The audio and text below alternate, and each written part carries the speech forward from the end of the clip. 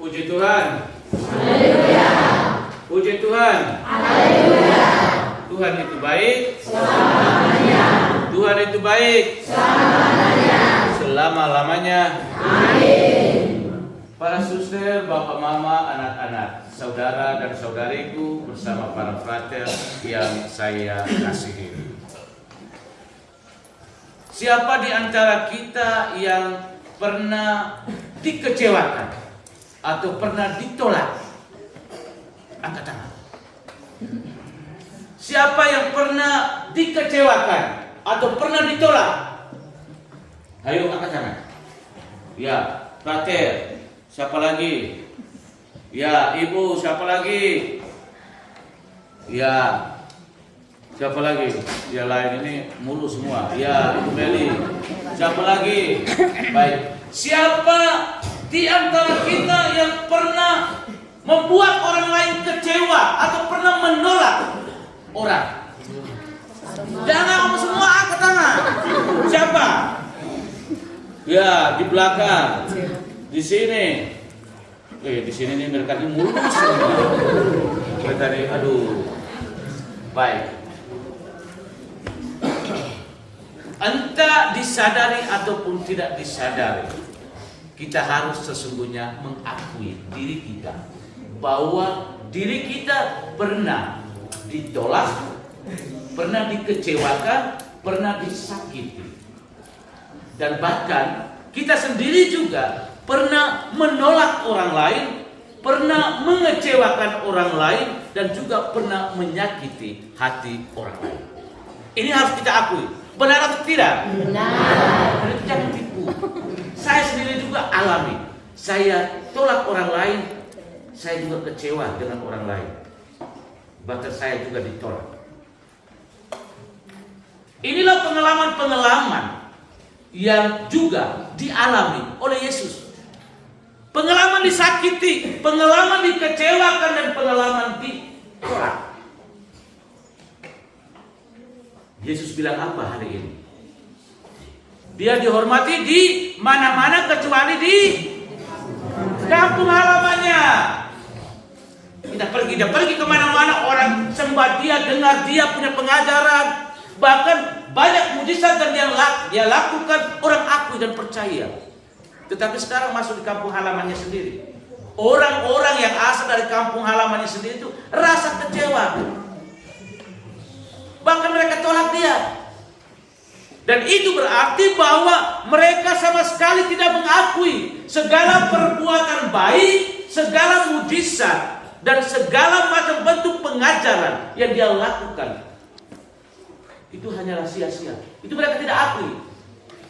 Bahkan mereka cari tahu, dia nih, ngomongnya begitu lancar, dia terima kuasa dari mana? Dia nih buat banyak mujizat, buat banyak kebaikan. Dia nih datang dari mana? Semuanya itu datang dari mana? Dan justru itulah orang pertanyakan. Orang tanya. Mereka tahu, Yesus ini dia orang tuanya ini, bapaknya ini pekerjaan ini. Lalu sekarang dia terima semua ini kuasa dari siapa? Maka apa? Cemburulah mereka. Siapa di antara kita yang biasa cemburu-cemburu? Siapa yang biasa cemburu-cemburu? Lihat satu di sana dia sudah pakai baju warna merah. Kau merah, saya juga merah. Lihat hari-hari dia punya rambut itu lengkung-lengkung. Pesta dia punya rambut sudah lurus. Kau lurus, saya juga bisa lurus. Jangan saya. Kau sudah beli motor, tapi saya juga tidak bisa. Paksa beli motor. Saling menyaingi satu sama lain. Satu di sana sudah buka kios, saya juga bisa. Satu di sana sudah buat rumah, saya juga bisa. Kalau cemburu yang baik itu tidak apa-apa. Tapi kalau cemburu yang tidak baik, yang pada akhirnya saling menjatuhkan, itu berbahaya. Kalau cemburu yang memberi motivasi, dia ini punya anak ini sekolah semua, saya juga. Kenapa dia bisa, saya tidak bisa? Itu baik. Jangan dia ini anak-anaknya sekolah semua. Ini uang didapat dari mana? Mulai pertanyakan. Apalagi ini dia ini aparat desa ini. Pasti dia makan uang desa. Dia ini dusun ini pasti.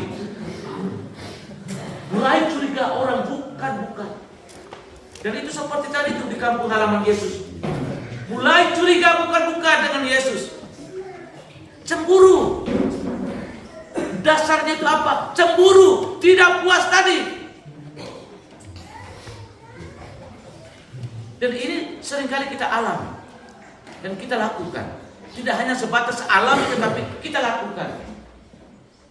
Jadi sekali lagi, kalau kita ada rasa cemburu yang membangunkan niat baik kita, oke. Tetapi cemburu yang membangun satu niat buruk dalam diri kita untuk membawa celaka kepada orang lain, itu berbahaya.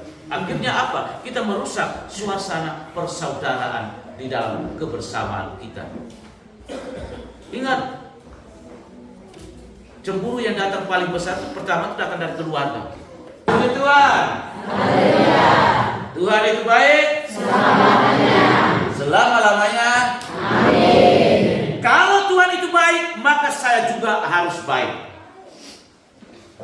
Kebaikan Tuhan Dia tanamkan, Dia berikan kepada kita agar kebaikan yang Dia miliki, kebaikan yang Dia lakukan, hendaknya diteruskan oleh kita ini. Segala pengajaran yang baik hendaknya kita teruskan, kita ajarkan yang baik. Dan tidak hanya sebatas mengajar, tetapi kita mengajar dan melakukan apa yang kita ajarkan. Dan ini ditunjukkan oleh Yesus. Omong itu gampang, buat itu apa? Omong itu apa? Buat itu susah. Jadi ini juga kepada kita para pengurus yang sebentar lagi akan dilantik. Kita omong itu gampang. Saya bersumpah. Itu gampang. Itu siapa saja bisa omong. Sekarang itu pelaksanaannya nanti. Yang saya sumpah dan pelaksanaan, saya sungguh-sungguh melaksanakan tugas tanggung jawab saya, tidak. Inilah yang menjadi tantangan, menjadi kesulitan untuk kita. Karena itu mari kita belajar dari Yesus. Seorang pribadi yang tidak hanya berbicara, tetapi dia berbicara dan menunjukkan dalam tindakan praktek hidup yang nyata.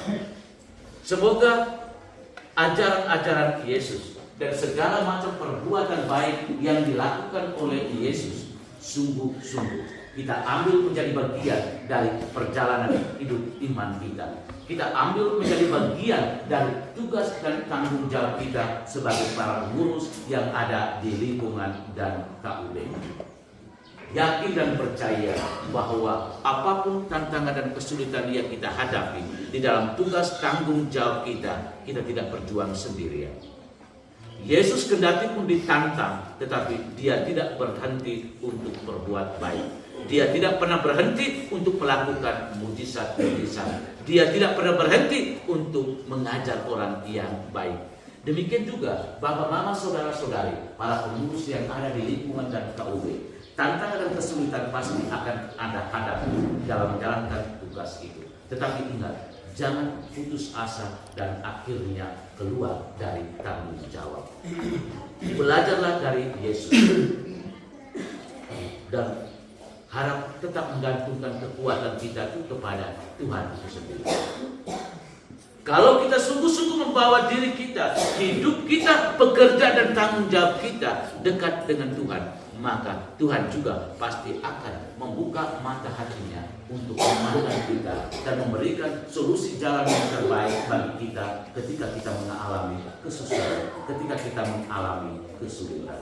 Amin. Amin. Semoga peristiwa hari ini Anda dikukuhkan dan dengan mengungkapkan janji setia Anda dalam melaksanakan tugas dan tanggung jawab yang dipercayakan oleh umat, hendaknya tetap dipegang teguh dan bangunlah niat dan komitmen bersama dengan Tuhan dan yakin percaya Tuhan tidak meninggalkan Anda berjalan dan berjuang sendirian. Tuhan memberkati kita sekalian. Amin.